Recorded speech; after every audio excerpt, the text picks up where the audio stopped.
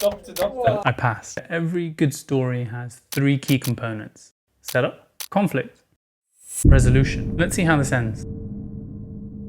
I mean, spoiler alert, I passed.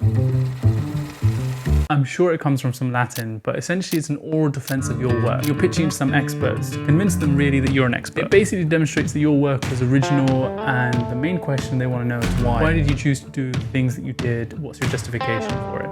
If you can answer that, you're fine.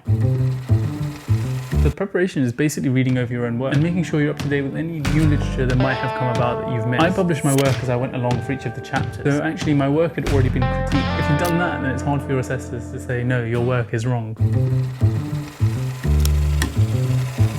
I set up the room to my liking, loaded up a quick 10-minute presentation where I went through what my work was about. A quick tip here is if you've got a Mac, learn how to use Keynote. The presentations it produces are far better than PowerPoint. They look slick. I had my thesis in front of me, and after the presentation, they went through chapter by chapter, just asking for clarification about why I did things the way I did them. I was able to answer all of these. I was done in about an hour. The examiners called me back in and told me the good news. I ended up getting minor amendments, which basically meant that they wanted me to add about 2 paragraphs on. I did that in a few days, and well, then they passed me.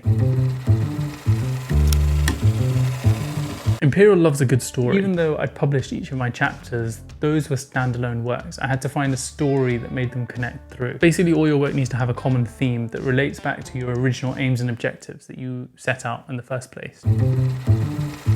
It's absolutely fine to have negative outcomes. In fact, it's more interesting. And what I mean by that is, although you thought that your work was going to go and improve things, but actually it didn't, it's more interesting to wonder why it didn't. If things do fail, really think and try to explain why that happened.